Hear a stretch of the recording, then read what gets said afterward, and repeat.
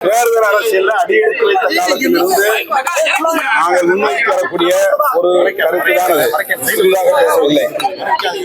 1999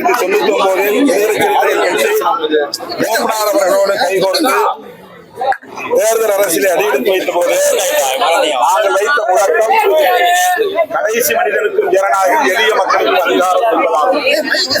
எல்லா மேடைகளிலும் மூப்பனார் அவர்களே திருமாவளவன் ஆட்சியிலும் பங்கு அதிகாரத்திலும் பங்கு என்ற முழக்கத்தை வைக்கிறார். அவரை நான் வரவேற்று பாராட்டுகிறேன் என்று 99 பேசியிருக்கிறார். அதை நினைவுபடுத்தி நேற்று நான் செங்கல்பட்டிலே பேசினேன்.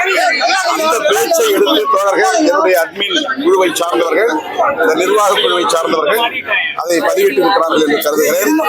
ஏன் அதை திரும்ப எடுத்தார்கள் என்று தெரியவில்லை. இன்னும் அவர்களை நான் தொடர்பு கொண்டு பேசுகிறேன். அப்படிலாம் ஒன்றும் கிடையாது. நான் டெல்லியில இருந்து பிளைட்ல வந்தேன். இறங்கின பிறகுதான் மதுரையில சொன்னாங்க. இனிமேதான்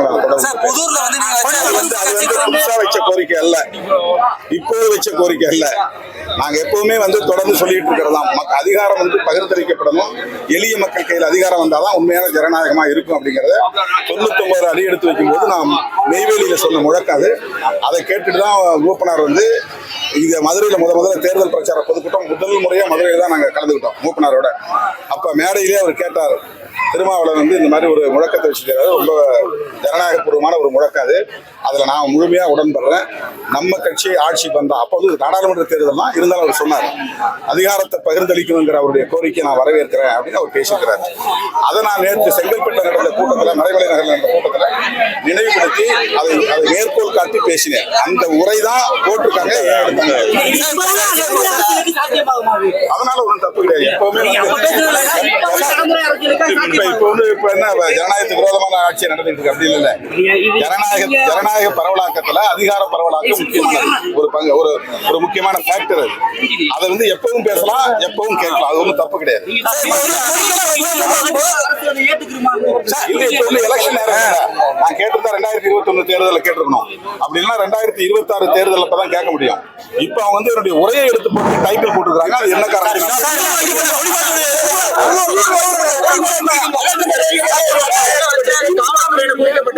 முடிவதற்கான வாய்ப்பு இருக்கு அப்படின்னு அரசியல் பார்வையாளர்கள் எல்லாரும் சொல்றாங்க சார். அது மாதிரி என்ன இருக்கு உங்களுக்கு? அது சிலருடைய யூகம். அது அந்த மாதிரி எந்த இடத்திலும் விடுதலை சிறுத்தைகள் பேசவில்லை. நாங்கள் மது ஒழிப்பு மற்றும் போதைப் பொருள் ஒழிப்பு மகளிர் மாநாட்டை அக்டோபர் 2 அன்று நடத்துகிறோம். பத்திரிகையாளர் சந்திப்பிலே அவர்கள் கேட்டார்கள். நான் சொன்ன கருத்தையொட்டி என்ன சொன்னேன் என்றால், தமிழ்நாட்டில் இருக்கிற எல்லா கட்சிகளுமே மதுவிலக்கு உடன்பாடுள்ள கட்சிகள் தான்.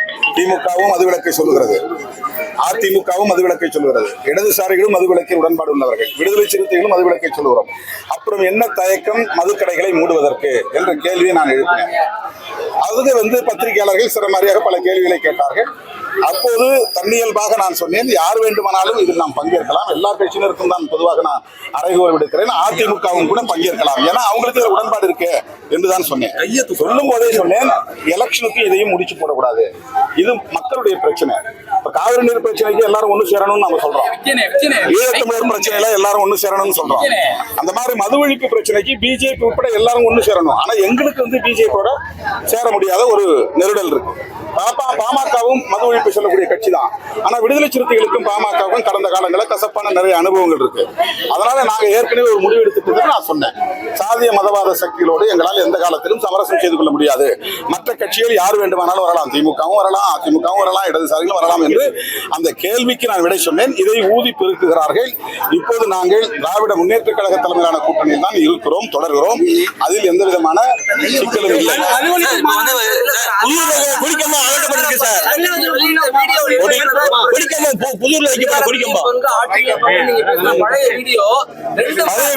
புது வீடியோ தான். பழைய செய்தியை கோட் பண்ண 2 பேர் அதனால அந்த குழப்பம் ஏற்பட்டிருக்கு. மற்றபடி வேற ஒண்ணும் இல்லை. மதுரை மாவட்ட ஆட்சித்தலைவர் சங்கீதா அவர்கள் பொறுப்பேற்ற நாளில் இருந்து விடுதலை சிறுத்தைகள் எங்கே கொடியேற்றினாலும் அவர் தேவையில்லாமல் குறிப்பிடுகிறார். அடிக்கடி ஏதேனும் பிரச்சனை செய்து கொண்டே இருக்கிறார். உயர்நீதிமன்றத்திலே ஆணை பெற்ற பிறகும் திருமங்கலம் அருகே மேலப்பட்டி என்கிற இடத்துல விடுதலை சிறுத்தைகள் கொடியேற்ற அனுமதி தாருங்கள் என்று சொன்ன பிறகும் தர மறுக்கிறார். அதே போல ஊமச்சிக்குளம் பக்கத்திலே ஆலத்தூர் என்கிற இடத்தில் விடுதலை சிறுத்தைகள் கட்சி கொடியேற்றுவதற்கு அனுமதி தாருங்கள் என்று நீதிமன்றம் சொல்லியும் தர மறுக்கிறார். இப்போது புதூர் பக்கத்திலே ஏற்கனவே தொழிலாளர் விடுதலை முன்னணி ஏற்றிய கொடி காவல்துறையினரால் அகற்றப்பட்டு விட்டது, சாலையை அகலப்படுத்துகிறோம் என்கிற பணியில். அப்போது யாரும் எதிர்ப்பு தெரிவிக்கவில்லை, அதை விட்டுவிட்டார்கள். அவர்கள் தான் இப்போது சற்று உள்ளே தள்ளி, ஒரு 20 அடி உள்ளே தள்ளி கொடி கம்பத்தை நாட்டியிருக்கிறார்கள்.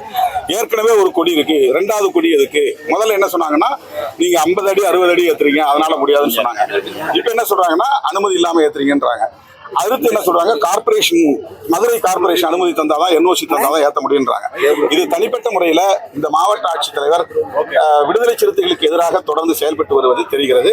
இதை அரசின் கவனத்திற்கு, முக்கியமான மூத்த அமைச்சர்களின் கவனத்திற்கு கொண்டு சென்றிருக்கிறோம்.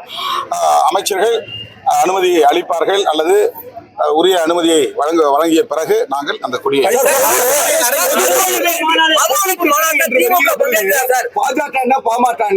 எல்லாரையும் ஒன்னா கூப்பிட அவங்களோட பாஜக பாமகவோட சேர்ந்தா மறுபடியும் நாங்க கரெக்ட் ஆயிரும். அவங்க ஃபண்டமெண்டல் பாலிடிக்ஸே காஸ்ட் அண்ட் ரிலீஜன் தான். அதனால அவங்களோட சேர்ந்து எங்களுக்கு ஏற்கனவே பாமக சேர்ந்த ஒரு அனுபவம் இருக்கு. அந்த அனுபவத்தால நாங்க ஒரு ஸ்டாண்டிங் ஆர்டர் மாதிரி அதை எடுத்துட்டோம். அந்த முடிவு நாங்க எடுத்துட்டோம். அதனால நாங்க அவங்க தனியா பாமக மது ஒழிப்பு நடத்தினா நாங்க வரவேற்காது, எங்களுக்கு ஒன்றும் பிரச்சனை இல்லை. நாங்க நடத்துற களத்துல எங்களால இணைய முடியல. அந்த அளவுக்கு எங்களுக்கு கசப்பான அனுபவத்தை அவங்க தான் கொடுத்தாங்க. நாங்க கைகோர்த்தோம், 5 ஆண்டுகள் கைகோர்த்து பயணம் பண்ணோம். திடீர்னு எங்களுக்கு எதிராக திரும்பி அவதூறுகளை பரப்பினாங்க. அதனால நாங்க தீர ஆலோசித்து தான் கட்சியினுடைய உயர்நிலை குழுவோட முடிவெடுத்தது.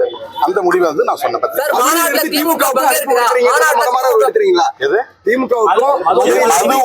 மது ஒழிப்பில் உடன்பாடு உள்ள யாரும் கலந்து கொள்ளலாம் என்று நான் அங்கே சொன்னேன். அதை மீண்டும் வழிமொழிகிறேன். யார் யாரை அழைப்பது என்பது குறித்து இன்னும் நாங்கள் முடிவு செய்யவில்லை. யாருக்கும் அதிகாரபூர்வமாக நாங்கள் அழைப்பு விடுக்கவில்லை. இருப்பது இன்னும் 15 நாட்கள் தான்.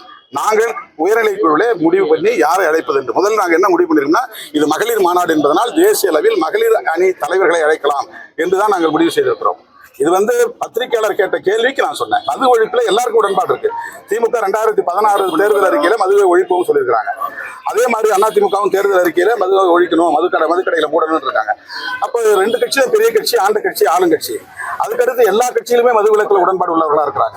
பாதிக்கப்படுகிற பெண்கள், கண்ணீர் விடுகிற பெண்கள், விதவைகள் பிரச்சனையை பேசாம, அந்த வழியை பற்றி பேசாம, கூட்டணி கணக்குகளை பற்றி எல்லோரும் இதை திசை திருப்புகிறார்கள், மடைமாற்றம் செய்கிறார்கள்.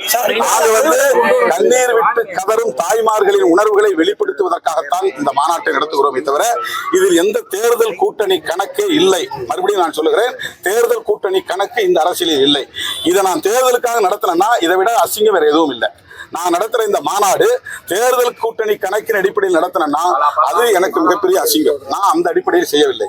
உள்ளபடியே கண்ணீர் விட்டு கதரும் தாய்மார்களின் உணர்வுகளை மதித்து அவர்களின் எதிர்பார்ப்பை நிறைவேற்றக்கூடிய வகையில் தான் இந்த மாநாட்டை நான் அறிவித்தேன். கள்ளக்குறிச்சி போயிட்டு வந்த பிறகு அந்த மக்கள் சொன்ன கோரிக்கை தான், நீங்க இந்த டாஸ்மாக் கடைகளை மூட சொல்ல மாட்டீங்களா, இதுக்கெல்லாம் போராட மாட்டீங்களான்னு என்ன நேருக்கு நேராக கேட்டாங்க. கிட்டத்தட்ட 10க்கும் மேற்பட்ட தாய்மார்கள் கேட்டாங்க. உடனே நான் போராட்டம் அறிவிச்சேன். அந்த போராட்டத்தில் இந்த மாநாடு அறிவிச்சேன். செப்டம்பர் 17 பெரியார் பிறந்த நாள்ல நடத்த முடியாம போச்சு அறிவித்த நாள்ல. அதனால காந்தியடிகளும் அதுக்கு பொருத்தமானவர் தான், மதுவிலக்கு கொள்கிற தீவிரமா இருந்தவர். அவருடைய பிறந்த நாள்ல இந்த மாநாட்டு நடத்துறோம். இது 100 விழுக்காடு மது ஒழிப்புக்கான அரசியலை மட்டுமே முன்னிறுத்துகிறோம். இதில் 0.1% கூட தேர்தல் கூட்டணி கணக்கு கிடையாது.